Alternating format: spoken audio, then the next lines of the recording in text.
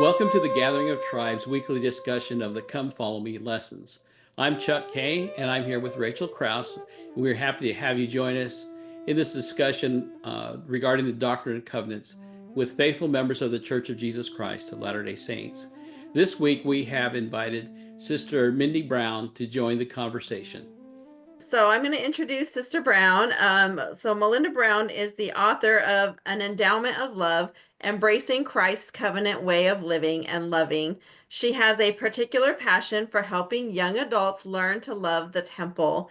She currently serves as a Stake Relief Society president in a campus stake at BYU, where she's loved teaching Temple Plus, a 10-week class, for the past 5 years. Her first book, Even Adam, Discovering the Beautiful Balance, was released by Deseret Book in 2020. Mindy is a regular guest on the Magnify podcast and a frequent contributor to LDS Living magazine. She has a master's degree in Christian practice from Duke Divinity School. She loves studying and implementing Christian education through sacred art. She and her husband Doug have 4 adult children and 5 darling grandsons. Her perfect day would be spent exploring the beach with all of them. That does sound like a perfect day. Thank you so much for joining us. Oh, thank you. I'm happy to be here with you both. Well, yes, very, very pleased to have you here. So normally in this review of the lesson, we'll go through and talk a little bit about some of the sections and the topic sections of this lesson, which is D&C 23 through 26, seek for the things of a better world. They are continue in the spirit of meekness, lay aside the things of this world and seek for the things of a better. The Lord delights in the song of, oh, I lost my song of the heart. I'm sorry, and I left out the first one. The Savior can lift me up out of my afflictions, and then all things shall be done by common consent of the church.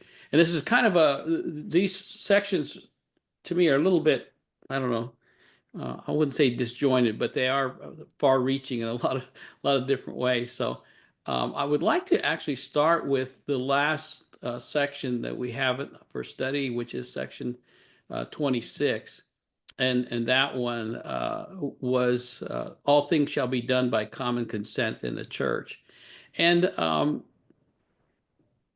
when you think about it, there was that episode where I think it was one of the pages, I believe, that started receiving revelation and wanted to say, hey, I got some new revelation for everybody. And so we have everything from individual revelation all the way over to a prophet who gives direction for the whole church.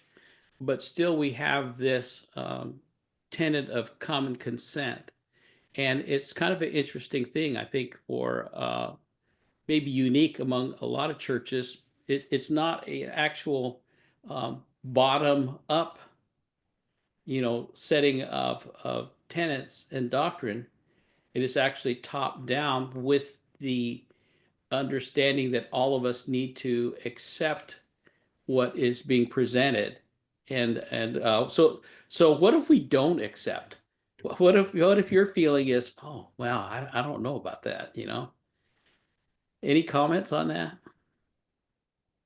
Yeah, I think the idea of common consent, I think especially in the mid 1800s when this is being shared with Oliver Cowdery and John Whitmer through the prophet Joseph, this was an idea that was fairly comfortable and well known to the people and the culture at the time. It was an important part of kind of the Protestant religious movement. And I think the idea of it is we're recognizing and acknowledging that we are grateful for a system, that we have given our consent to be participants in this system, and that there are blessings of a system of church government and order and organization. I think we're very comfortable with the idea that the Lord's house is a house of order and that he does things in a very orderly fashion.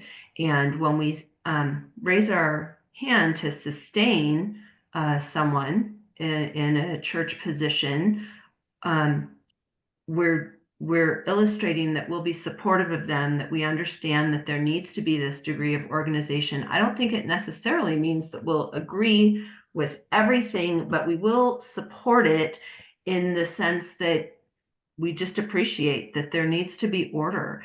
And when we have concerns, we go through proper channels.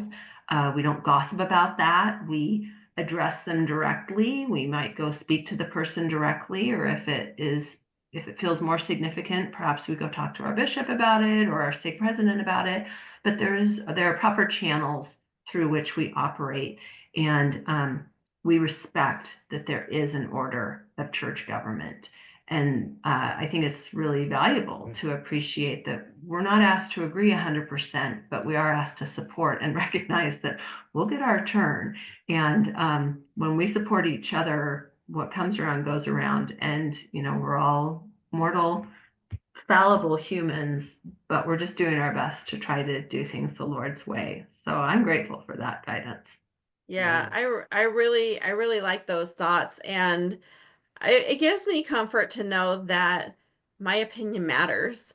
It really makes me feel good to know that that if I have thoughts, if I have concerns, that I can take them not only to my Heavenly Father, but to the leaders within the church, and that I'm allowed that voice to be able to say, if there's something that I'm concerned about in a specific situation. And I love that. And I think it's such a great it shows the pattern that our Heavenly Father has set forth from us for us from the very beginning. We got to choose to come to this earth. We certainly didn't have to come here and experience what we're experiencing, but it was our choice. And he has set this pattern for us that we have choice, and that our voice matters. And so I really love that we get to experience that within the organization of the church. Yeah. That's a great point. The pattern, I think, is critical there. You're so right. And looking at our church from the outside, other people, when we talk about sustaining somebody, it's a different sort of idea than most other churches had. I was listening to a podcast the other day, and of course, one a lot of people listen to it, Gerald Halverson, and he had this interesting comment. I thought he said, "It's a balance between inspirational anarchy versus revelatory tyranny." So, we don't have somebody who's forcing things down our throat, but we also don't want to have everybody saying this is the way it should be. And so I thought that was an interesting idea that we have that, uh, and that's part of the tenets of our gospel. And I think it's really interesting that we have that. You know what I forgot to do? I forgot that we were going to start with the introduction comments at the beginning of the lesson. So I'm going to ask Rachel. Rachel, would you read that for us, please? Sure. We'll go back to that. Let me get to that on my Reverse. phone. There you go. It's okay. It's good to change it up sometimes. Yeah. Okay, so for most people, being baptized is a reverent, peaceful experience. The baptism of Emma Smith and others, however, was disrupted by a mob who mocked them, threatened them, and forced them to flee. Later, just as Joseph was about to confirm the new members, he was arrested for upsetting the community with his preaching. In all this opposition, how could Emma find reassurance that she was doing the right thing? The same place we can all find it through revelation from the Lord. He spoke to Emma about the things of a better world, his kingdom, and her place in it. He told her not to fear, to lift up her heart and rejoice, and to cleave unto the covenants she had made. And these words of encouragement and counsel are his voice unto all. I think this is a great segue into just talking about Emma and how amazing she was and all the things she went through. I can't even imagine how, going to get baptized and having to, be stopped because of a mob and all of the things that she went through. It's just it's almost unimaginable for me how one person could have gone through all those things and just been such a wonderful person in spite of all of it. Yes. Yeah, I agree. She is such an example. Yeah, I was also struck with that opening.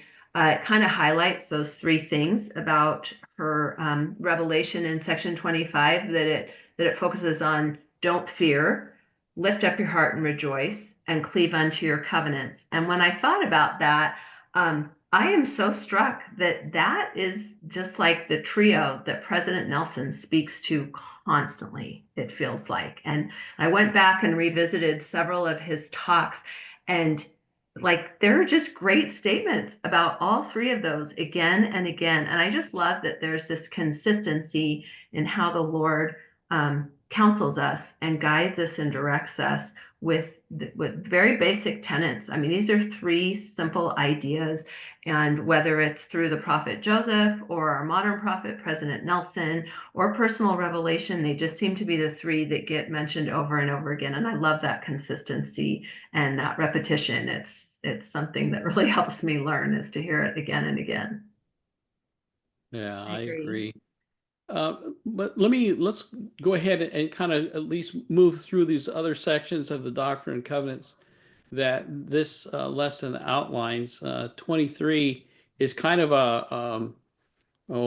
sort of a you know, list of things that some of the brethren were going to be doing, and they're oh my, here we go. I'm sorry, everybody. My computer's been giving me problems all day long. I just really got things to work here for me, so I've been battling with this machine today. So the in 23 it's a series of five revelations, five different brethren who receive direction and sort of a mini patriarchal blessing, I guess, if you want to call it, because it gives them direction on what they're supposed to do. But there's some interesting things in here that I think that for all of us to know.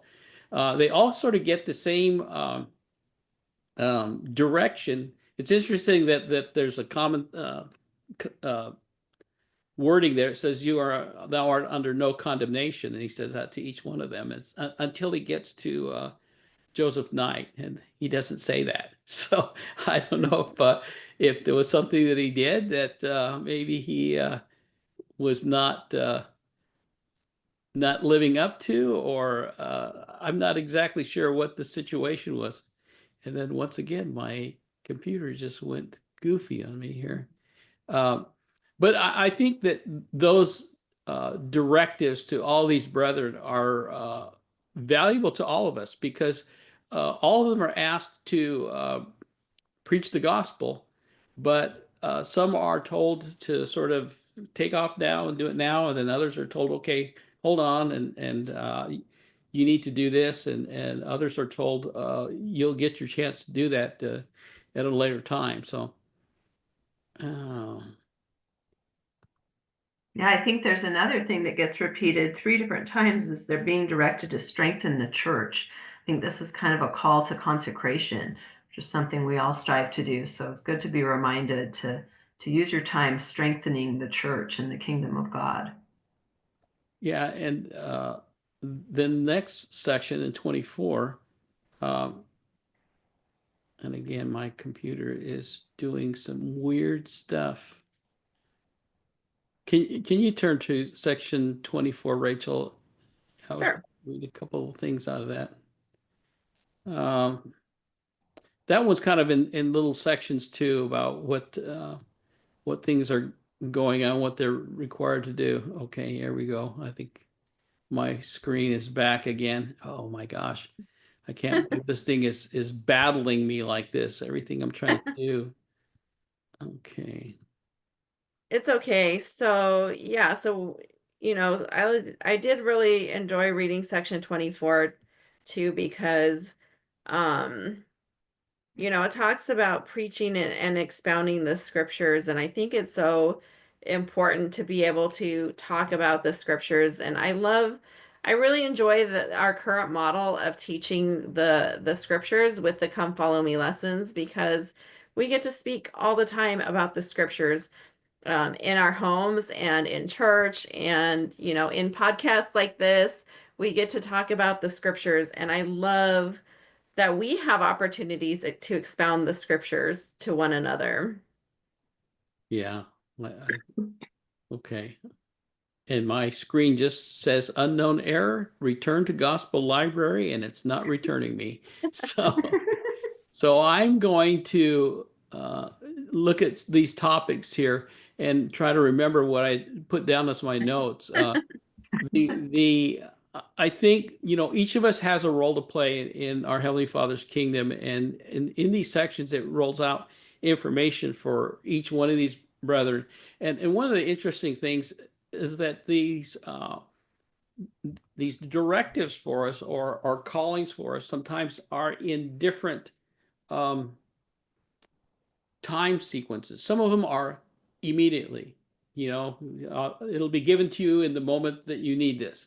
And then other things are, that ye shall have this in time, and others are, the Lord says that it's in my time. I'll direct you, or I'll do these things. And so I think we have one of our things that we always try and do, I think, as members, is we're always striving to figure out what we are supposed to do. We're asking Heavenly Father, what's the most important thing? And again, I have a note in here about a talk, but I don't have access to it. But it mentions the fact that a general authority came to a ward and was asking a number of bishops there, what would you do if you only had 3 hours a week to fulfill your calling? What things would you do? And it's the challenge of having a regular task list. A lot of times we say, okay, I need to do this and this and this and this, and we have it all organized. At 7 o'clock I get up and I run, and but then we also have to have that flexibility that, oh, you know what, I need to call so and so. I feel really impressed to call this person and just ask them how they're doing. And so how do can we get better at that, you think? Or is that just something we're gifted with? I think we can definitely improve by practice and by honing our listening skills. Listening to the Spirit. The faster we act on those impressions, I think the more we receive, and the more we receive and the faster we act, we get better at it. It's just this wonderful virtuous cycle that helps us do it better and better. Hopefully that's one of the blessings of aging, is that we've kind of figured out how to do it. Yeah. Yeah, I agree, Melinda. I think we can definitely improve on those things. I know for myself, I for sure can improve on that, because I am the list person. I am the person who has the schedule. I know what I'm supposed to be doing every single day. I have a list on my phone of all the tasks I want to accomplish. And sometimes it is hard for me to let go of my plan to allow God's plan to happen in my life. Sometimes I'm very frustrated that, I had these 10 things listed and I only got 2 of them done because something else happened or something else came up. Or I have those impressions that I need to do something and I think, I don't have time for that today, you know? And so Yeah. for me, it is a bit of a struggle sometimes to put God's plan first. Um, if I know about his plan in advance, I have no problem. I'm fine with that. But it's when he inserts his plan in the middle of my own plan that I struggle. So, it's definitely something I know that for myself, I can work on and improve upon. Um, because his plan is always better than my plan. Yeah, yeah. I love that you pointed out that thing that we so often think, I don't have time for that. I have a friend who's really taught me the value in pausing when I'm saying that to myself and saying, actually, maybe that's exactly what you have time for. And I think when it comes to implementing the Lord's plan, that is in fact what we have time for. That's what the mortal constraint of time is all about, is to challenge us to make the wise choice and to choose his way over our own way. So that I helps love that. me. That's Yeah, good so, advice.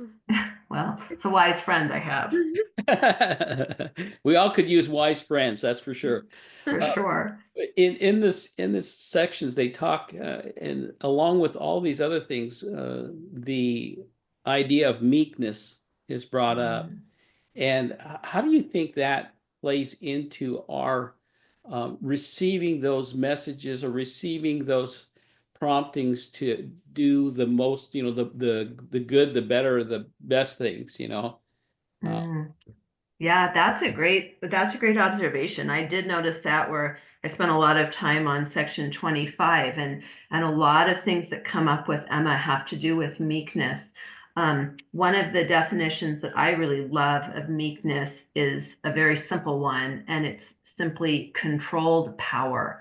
And I think, like we were just saying, with choosing your way or the Lord's way, because we have bodies and we have agency, we can choose to use our power to suit ourselves if we want to. But I think the beauty of meekness and the the power, if you will, of meekness is that when we choose instead the Lord's way, things do go better. Like Rachel said, it's always a better plan, and we can learn so much from it. There's a humility there, but meekness is a really important characteristic, Christ-like characteristic to pursue.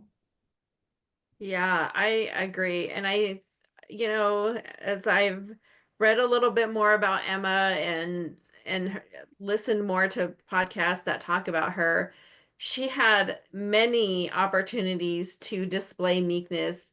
And Mindy, would you like to, or do you have an opportunity to talk about some of those, maybe some situations where you've noticed that she has had the opportunity to display meekness? Sure, sure. Actually, there are a few, and this kind of goes beyond the scope of Section 25, but a couple of biographical incidents that I think are worth our knowing about Emma. Um, she did have so many challenges in her life, like you said earlier, Rachel.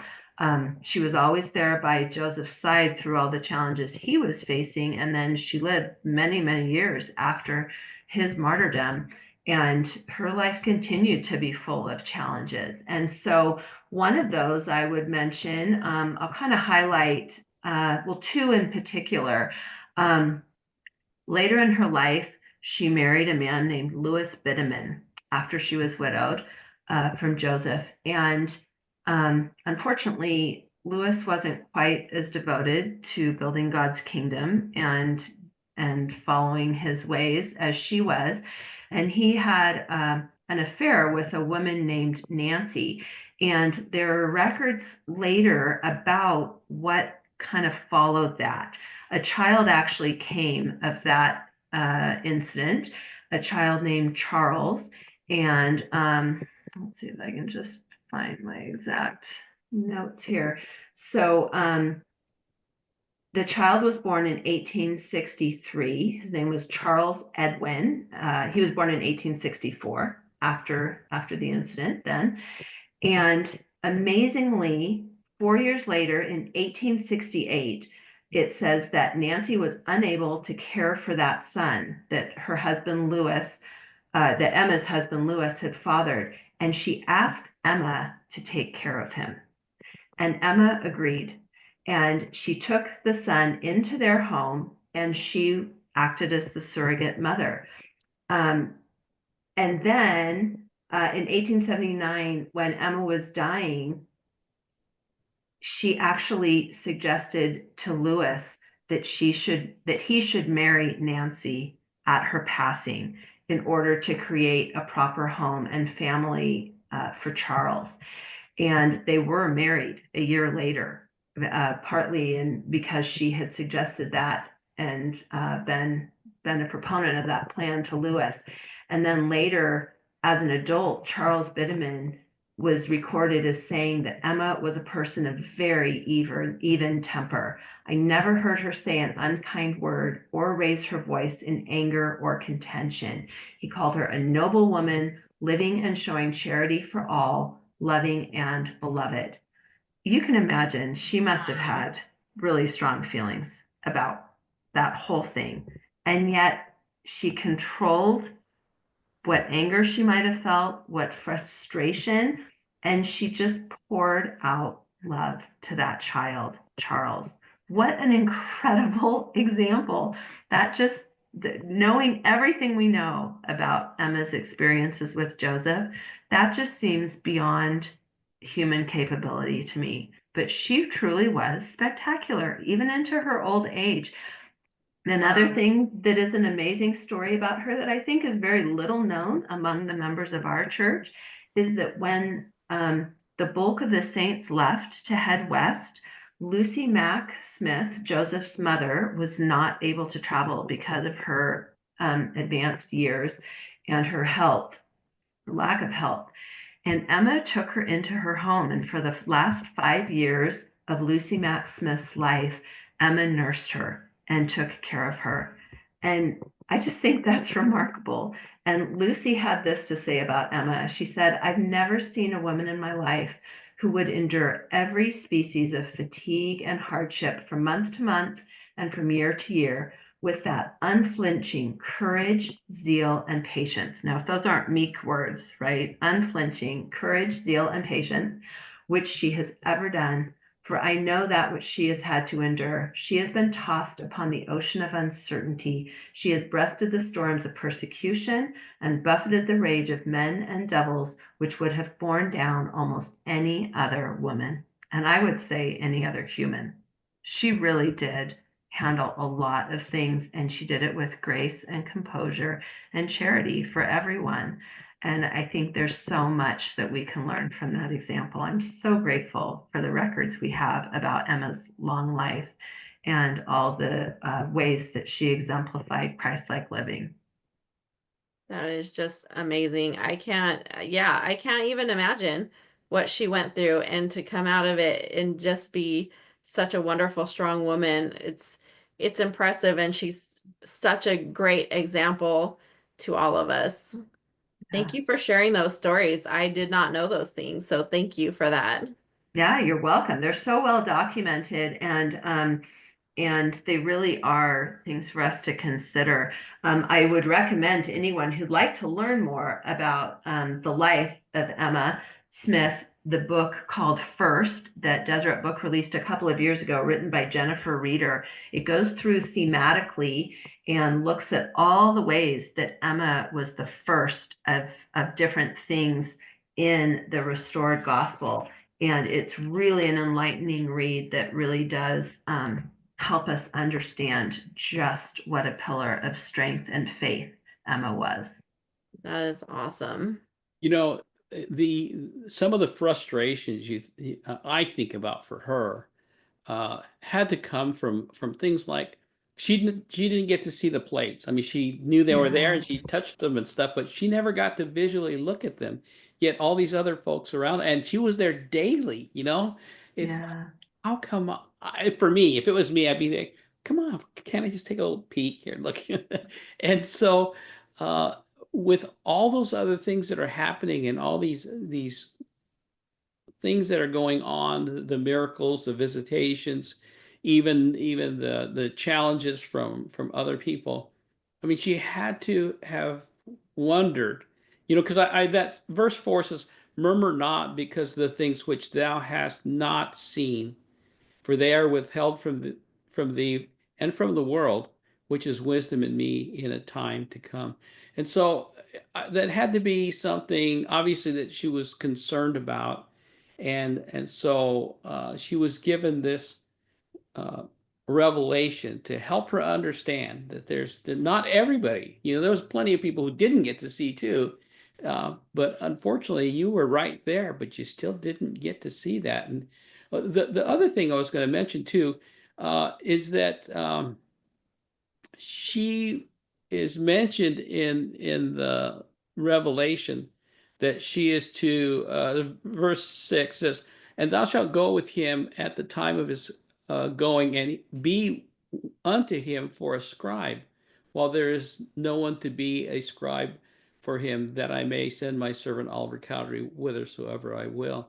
And so, do you know about, are there a lot of writings? Because Emma would, at this point, she was not going to be, they already done with the translation.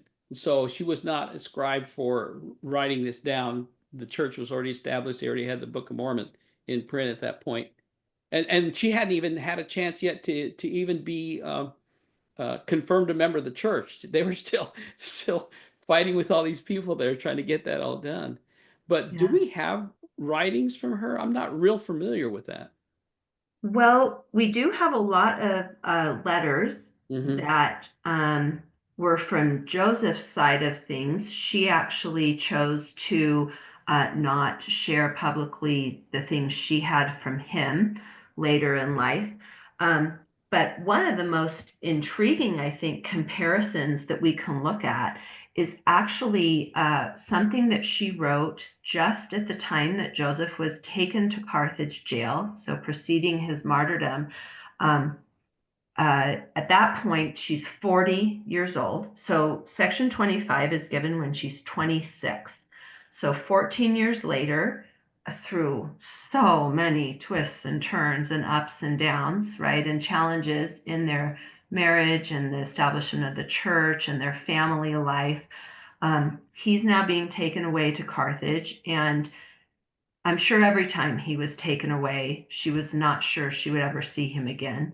But at that point, she asked him if he could please give her a blessing before he left. And he told her very compassionately that he didn't have time to do that, but if she would write down the blessing that she would like, he would sign it for her. And so we have the text of that blessing that she wrote.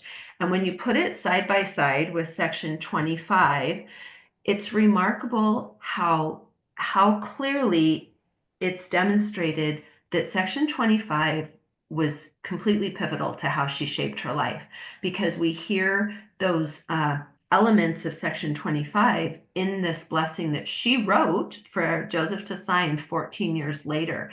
In it, she says that she is craving the richest of heaven's blessings, which she decides is wisdom. She wants wisdom from Heavenly Father bestowed daily. She's a beautiful, beautiful writer. She really has a way with words. And she goes on to say that she desires the Spirit of God to know and understand myself. I think that's intriguing because section 25 clearly reveals that the Lord knows her. He knows her very well and very personally. And this reads very much like a patriarchal blessing. But like you said, this is before she's even been confirmed. And it's a few years before she receives her patriarchal blessing from her father-in-law, Joseph Smith Sr., which also has a lot of gems in that. And we have the text of that blessing as well. But because this one in 1844, at the time of Joseph leaving for Carthage, is in her own hand and in her own words, we really get a sense of what she was like. Some of the other things that she's asking for in this blessing is the spirit of discernment and the gift of prudence. She wants to honor and respect her husband and to be able to recognize and acknowledge the hand of the Lord, the hand of God in all things. Those are beautiful things to be asking for, right? They really show where her heart is. And interestingly, one little part in it speaks to the story about Charles Edwin Bitteman that I mentioned earlier, is that she asks that she would have the wisdom to bring up all the children that are or may be committed to my charge. So not only those that she gave birth to, but those that she would have a part in raising. So she really did have an eternal perspective. And she expresses that well and in an exemplary fashion that we can all learn from. I just think she's remarkable. I really, really look forward to knowing her. Yes. Yeah. Yeah, me too. I just, wow, so many wonderful things to learn about Emma. And, to be honest, I think growing up, my image of Emma was a little bit like she was strong and faithful for a while and then she fell away, and I think that, I had this very narrow and naive image of Emma. And so I love getting to learn and mature and see her in a different light and see her, I think, more the way our Heavenly Father sees her, the way she truly is, the beautiful, wonderful woman she really is. And so I really appreciate getting to learn some things about her. And it makes me think of the wonderful, strong women that have helped mold and shape me in my life. And one of them was my dad's mom, my grandma Kay. And she was one of those women who is very, very strong, but in a very quiet way. And she was somebody who, like Emma, I never heard her murmur. I never heard her speak ill of people or do anything like that. And she certainly had, life situations that could make you murmur. And so, but I just have always admired her because of her strength, and because, to me, that meekness, that controlled power that you talked about just emanated from her. I could see it in her, and I've always wanted to be like that. And so I'm very grateful for, I guess, the Emma Smiths that I've had in my life that have been great role models for me. Um, so I love getting to talk about her, and I love getting to talk about the role of women because it's so important. Her ability to display this meekness and to be compassionate and to accept her place in the gospel, I think, and I don't mean that in a like put you in your place, put you in your box kind of way, but she had an important role, and that might not have been looking at the plates, but it was still just as important. What she did for the restoration of the gospel of Jesus Christ, I don't think that I still fully understand or fully appreciate what her influence has been in the restoration of the gospel.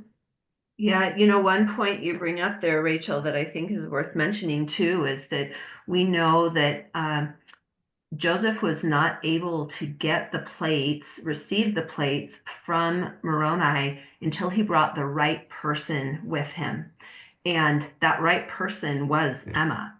And it's really amazing to just think about how they complemented each other in their talents and characteristics and personality traits that made her such an important partner to him in all that he needed to do. I think we know so much about his kind of gregarious nature, and he was so social and outgoing and loving to everyone, and not particularly well educated. But she kind of had the flip side of that. She was extremely well educated. She was very well written and well spoken, and was probably a little bit more introverted. And a lot of the things she had to go through were, I'm sure, outside her comfort zone, just in a social aspect. She had to be like the first lady and the mayor's wife in Nauvoo and entertain constantly, um, where she may have preferred just being in her quiet space, reading and studying. And in fact, I love the part in verse 8 of section 25 that says, "Thy time shall be given to writing and to learning much." I feel a real kinship to Emma in certain regards, because I would choose to spend my time writing and learning much also, and sometimes is less fun for me to be social and outgoing the way that someone like Joseph would urge us to be. Um, but I love that she was able to juggle and manage all the different demands on her time and energy and do it so graciously. I think there are so many beautiful comparisons we could draw between all the Emmas in our life, like you described with your grandmother, starting very back at the beginning with our mother Eve. I think they have loads of similarities between the two of them. And likewise, the mother of Christ, Mary, was also put in some really difficult, challenging situations where she had to be very submissive of her own choices and choose very intentionally to follow what the Lord's plan for her was. I think that's a commonality between these three great pillars of womanhood and motherhood that we have to learn from. And that's such a gift that we can compare the three. Section 25 is really the only entire section that was directed to a woman. We have a little bit about Vienna Jax later on that's valuable, but this one is all Emma. And it's at a time when nobody's being given callings and assignments. I mean, the men are just barely starting to be given assignments, but it clearly says, "Thou art an elect lady whom I have called."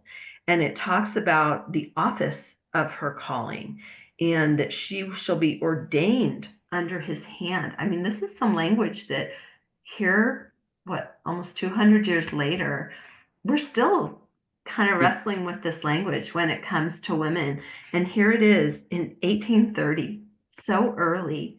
And of course, her job to assemble the first hymn book, that's remarkable. That's such a blessing to our church, the pattern she set with our rejoicing through hymns.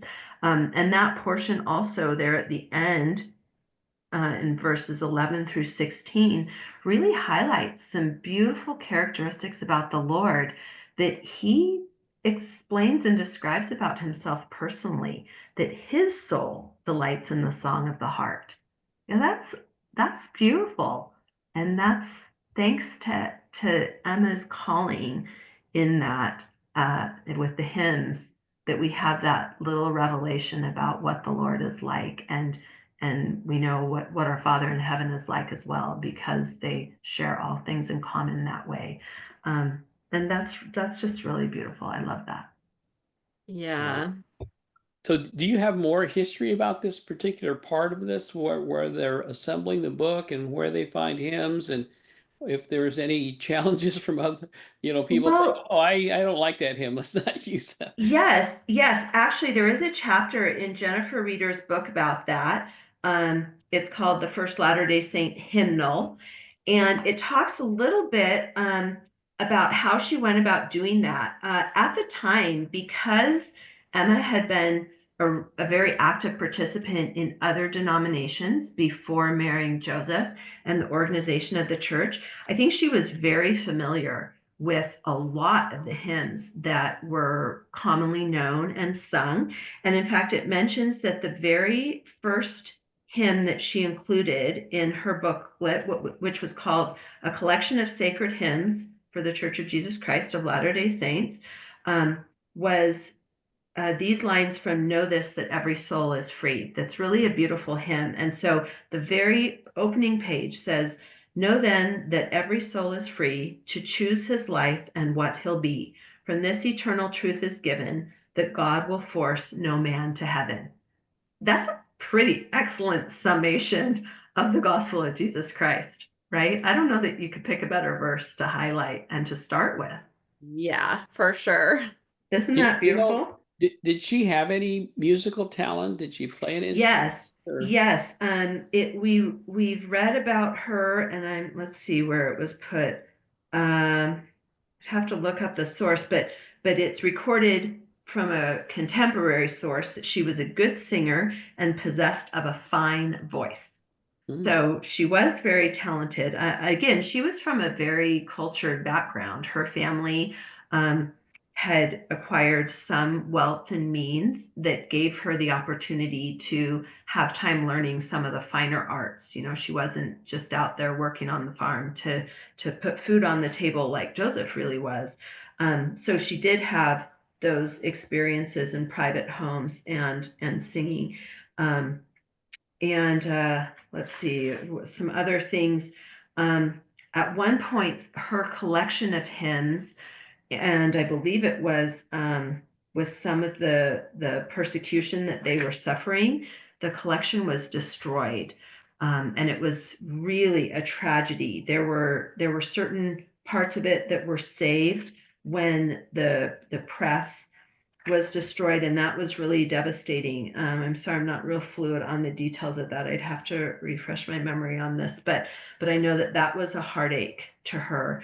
And then it went on to influence quite a bit more when the missionaries were starting to preach in the British Isles.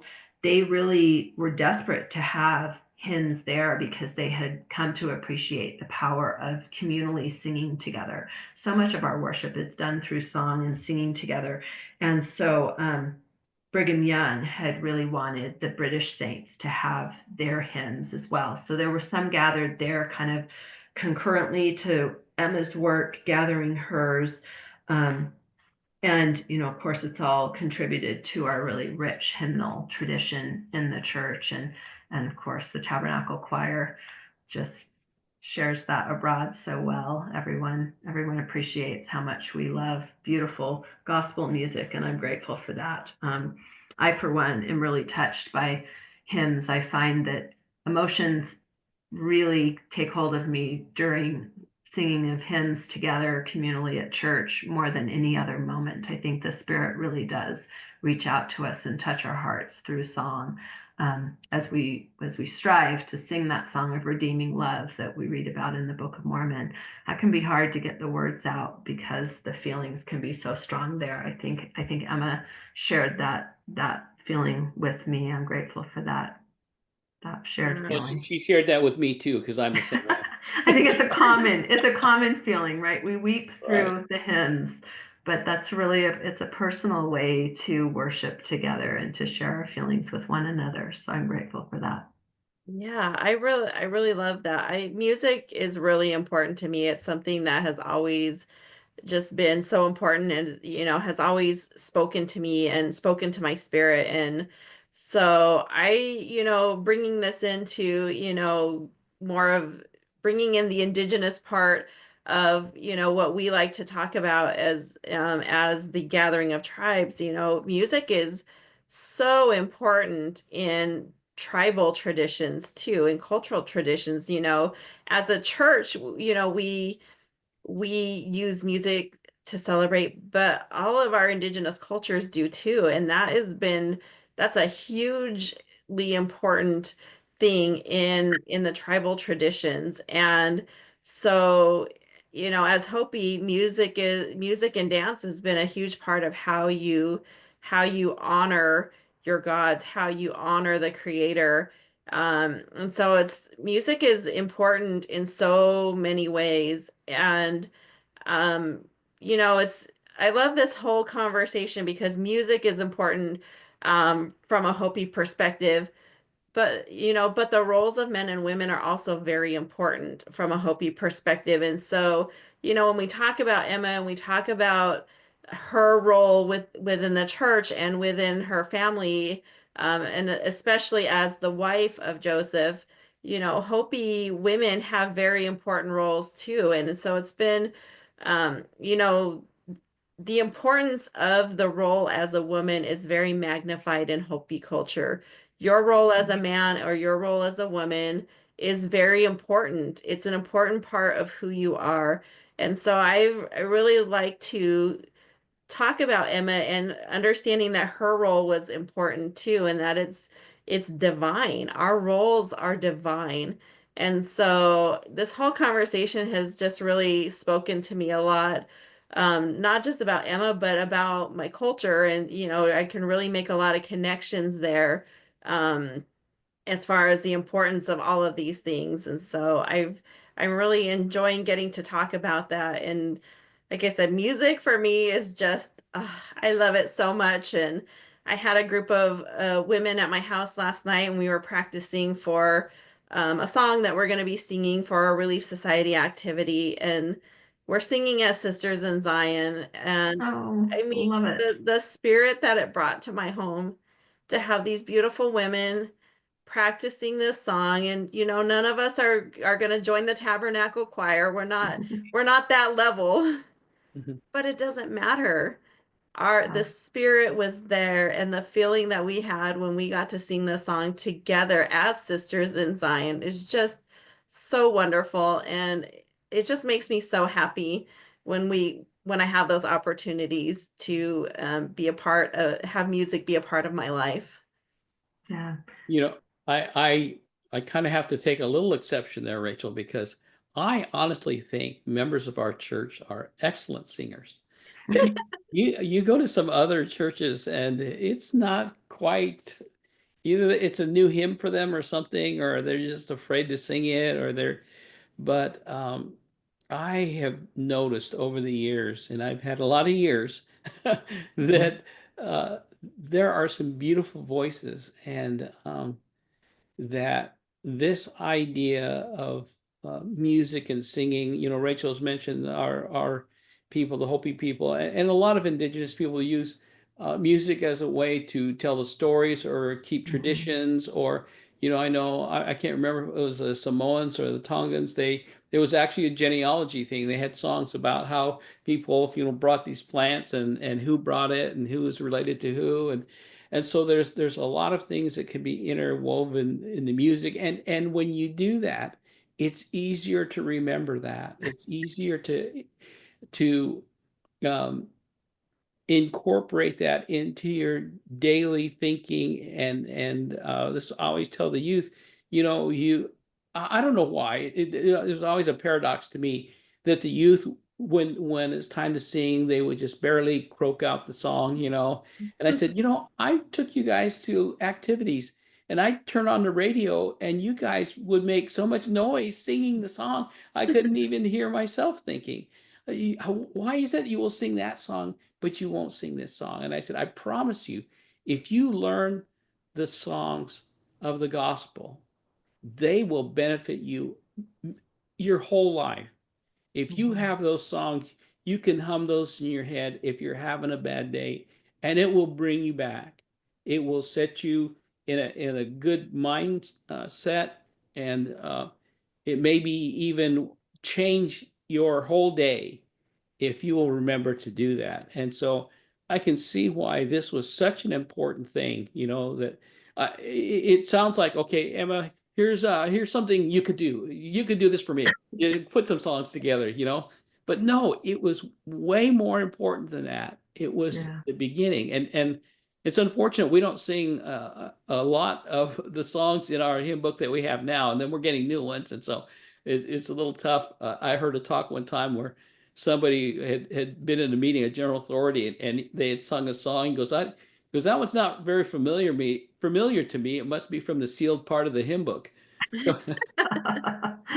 So anyway, yeah, we do need to know those songs and have that be part of our uh, daily activity, and it can be part of our own personal worship if we do that. And I love the fact that when I served a mission, one of the things that we did, we since we were on the reservations, we had what we called home seminaries, where we go into maybe get two or three families and get their kids, and we'd have this little presentation we do. We had film strip things, but we sang songs, and of course, a lot of little kids didn't know the song, and I'm no singer, that's for sure. But I tell you what, I sang, and I sang loud, and I didn't try to, I was embarrassed for myself, but I didn't let that hold me back. I sang, and that brought such a spirit to those meetings. And then pretty soon all the kids are singing the song with you, and it is a way to incorporate the spirit into the things that we do. So I have a great love for singing and songs. I just don't do it well. I don't believe that. You do it with feeling. It's all Yeah. well, right? But Back to this, and one of the things that it talks about these two things, and I, for some reason, I don't see these as challenges to Emma, but they talk about this meekness and beware of pride. And I guess somewhere in there, uh, we can all get to the point where we have done enough things that we feel confident in ourselves, that we're good at that. And, I think that we need to always remember that we all start out, like in a race, we all start out trying really hard, the new school year. I'm going to study real hard. I'm not going to miss any days. A new calling. Oh, I'm going to do, and then we kind of slow down in the process. I mean, she had a lot of reasons that were valid that would slow her down, and then some things that maybe are just in the day to day things that she had to go through, which were very unique to her, with her husband being away so much. I mean, just like you said, here, write your own revelation. How would I don't know how that would, if I was somebody's wife, I don't know how that would make me feel. What do you mean write my own revelation? That's your job. You do that. And so with all those challenges and all those things, like you said, Rachel, a lot of people think that she kind of crumbled after Joseph left, but she had so many things, so much on her. She was responsible for so many things, and people looked to her for so many things. That's a big burden. That's something that's hard for anybody to. And with all the usual concerns, like it says here in 14, continue in the spirit of meekness and beware of pride. Let thy soul delight in thy husband, and glory which shall come upon him. It's like, well, what about me? Where's my and the Lord does tell her, have the crown of righteousness shall thou receive. And so I have a lot of uh, empathy, I guess, for her. And this is what I love about this, and I say this in almost every podcast, but I we talk about this being a marvelous work and a wonder, this gospel, and this uh, uh, restoration of this church. But unless we get into these details, unless we learn about this, it's just a bunch of revelation that, doesn't mean. But once we get past that and look into the lives and see what happened, and see how these people handled these things, it is amazing. It is miraculous. And it is wonderful. It's all those things. And I'm so grateful that these people wrote all these things down, that they put down their thoughts and their feelings. And, it's kind of a challenge to us. What are we doing with our lives? People are going to look back upon us and say, wow, you guys lived through that. I lived through the landing on the moon and seeing President Kennedy shot. And I had a lot of things happen during my lifetime. And I should have been writing all those things down, at least giving my feelings about what was happening. But these things are valuable for us, and the best thing about them is anything that could possibly happen to us has already happened to somebody else. So we can kind of get a glimpse of how you handle that, and I mean, even all the wars in the Book of Mormon can prepare us for the conflict that we have in just day-to-day living, and how do we handle that, and how do we have patience with those things. So anyway, Yeah. um, are you? Yeah, I think you're so right with that. And one thing that has struck me in really spending a lot of time with Section 25 recently is that it is so personal. And she and many of the others who had revelations that they received through Joseph, I would imagine might have asked, oh, please don't publish that. That was just for me, right? That's for me. And I don't want that public. It says some things that might make people think I'm not perfect or whatever, right? We all worry that it might make us look bad or whatever. But I think the clincher in this verse, or this section, comes at the very end in verse 16, where the Lord says, that this is my voice unto all. Verily, verily, I say unto you that this is my voice unto all. There's wisdom here for everyone. And it's through our humbly being willing to show our vulnerability in sharing our experiences and our stories, and like Emma being willing to let Joseph include this as section 25, that sort of thing, that we really can learn from each other. It's how we can all help each other along the way. I mean, that's what covenant belonging is all about, right? When we take the Lord's hand, but then we also reach out to one another and say, come with us, let's do this together. And I think Emma's a great example of that, willing to share her story with us and the things we can learn that apply to us as well. Thank you for your thoughts. I have one final question for you. Why are you thankful for the restoration of the gospel of Jesus Christ? Oh, for me personally, that's a great question. Um, I'm thankful because it really shapes every minute of my life. That it's been very formative in that regard for me. But I think even more than that, I really, really love the temple, and I can't imagine not having access to the temple, because it's in returning there frequently and regularly that I really find uh, the strength I need, because it's where I feel the Lord's love most powerfully and most potently. And every time I leave, I feel strengthened by that love, and it helps me choose wisely in the time that I'm not at the temple until I can go again. So for me, I would say I love the temple. I'm so grateful for it. And that wouldn't have come without the restoration. Awesome. Thank you. That was such a great response. Thank you for Oh, that. good. We are so grateful for Sister Mindy joining us today. We appreciate everything that you have contributed to this podcast. I can't wait for everybody to get to see this. We invite everybody to join us again next week by watching at on the Gathering of Tribes YouTube channel, or by listening on your favorite audio podcast platform. To learn more about the mission of Gathering of Tribes and upcoming events, you can visit our website at www.gatheringoftribes.org. If you like this podcast, we would love for you to take a moment and write a review. Positive reviews not only uplift us, but they also help others find our podcast. Thank you for joining us. May your path be peaceful and enlightening this week.